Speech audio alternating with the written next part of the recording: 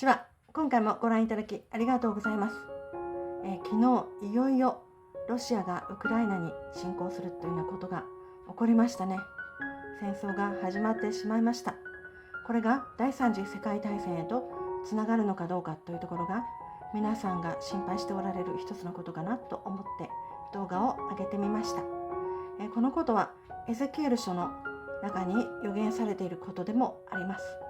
主に38章と39章にそのような事柄が載っているようですけれども、ロシアがウクライナを引っ掛けてイスラエルの方に、連合軍として赴いていくというようなことが書かれています。そのロシアを中心とした連合軍はイランとかトルコとかが含まれているというふうに読み取れます。そして、顎に引っ掛け鍵をつけて引っ掛けていくっていうふうに、聖書に載っているんですけども、その顎の部分がロシアのウクライナというふうに書かれています。ですから今回ウクライナに、戦争を仕掛けて、そしてそこから始まって、イスラエルへと、もし赴いていくような戦争に発展したとしたら、それがエゼキエル書の予言の成就となります。そしてこのエゼキエル戦争と言われているのは第三次世界大戦というふうに言われていますけれども、それが起こった時に、世界の、多くの人たちが死者が出てしまうというふうに予言されております。またその、ロシアを中心とした連合軍がイスラエルに攻め込んだ時に、イスラエルの神である、クリスチャンの父なる神でもある、天の本当の神がそこに怒りを表されて、一瞬にしてそのロシアの連合軍を大地震によって同士討ちさせるということがエゼキエル書に書かれています。そしてそれは予言ですから、その通りに成就します。一部の人たちで前もお話ししましたけれども、この聖書を成就するために一生懸命にやっている悪い人たちがいるというふうに言っている人たちがいますけれども、そうではありません。その人たちは聖書を成就するために自分たちが一生懸命やっているのではなくて、神によって動かされているんです。すべては神によってこの予言の通りに成就していっているということですね。それが、この、エゼキエル書であり、また黙示録につながっていくということです。そしてこのエゼキエル戦争が、患難時代の訪れをもたらすものとなります。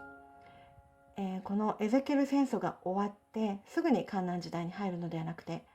3年半ぐらいの時が経つんではないかということが読み取れます。それは7年間このロシア軍たちが残した武器を燃やす時がイスラエルの中で起こるんですね。そしてそれは平和な中で行われるので、患難時代の後半の3年半はとても恐ろしい、獣を拝まない者は皆殺しにされるという時代ですので、患難時代の前半3年半はまだ少し緩やかですので、その3年半とエゼキエル戦争の後の3年半、合計7年間で、このロシア連合軍の武器をイスラエルの中で、燃やすというふうにあります。7年間もかかるぐらいの、大量の武器なんですね。そして、その、エゼキエル戦争が起こって終わって3年半経ってから患難時代が起こると読み取れます。そして患難時代は前半3年半、後半3年半の合計7年起こるので、最低でも10年半はかかるということですね。全部で合わせると。そして今エゼキエル戦争が始まったわけではありませんけれども、その前触れが訪れたということですね、昨日。そしてそれがいつエゼキエル戦争へと発展していくのか、それは見守っていくという中にありますけれども、大事なのはこの景挙がいつ起こるかということですね。エゼキエル戦争の前に起こるんじゃないかということが、一部で言われております。もしそうだとしたら、今からそのイスラエルに攻め込むまでの間に景挙があるというふうにも読み取れますね。ですから今年来年というふうに、景挙が起こる可能性も絶対ないとは言えないわけです。そしてそこから10年半ほどと経って再臨が起こるということですね。ですから景挙されてすぐにエゼキエル戦争になるかどうかも分かりませんから、そこを読み取ると、11年後、景挙されて11年後ぐらいに再臨があるのかなという感じです。敬虚と再臨は違いますから、敬虚はイエス様を救い主として信じて救われて、イエス・キリストの体につながった人が皆この患難を逃れるために雲の上に引き上げられること、そしてイエス・キリストと一つとされて婚姻を結ぶ、永遠のちぎりの契約を結ぶということですね。そのために敬虚があります。そして患難時代の最後にある再臨は、イエス・キリストがこの地上をもう一度自分のものとされて、サタンを1000年間幽閉して底知らぬところに投げ込んで、そしてサタンのいない世界、イエス・キリストが全世界の大統領であり王となる、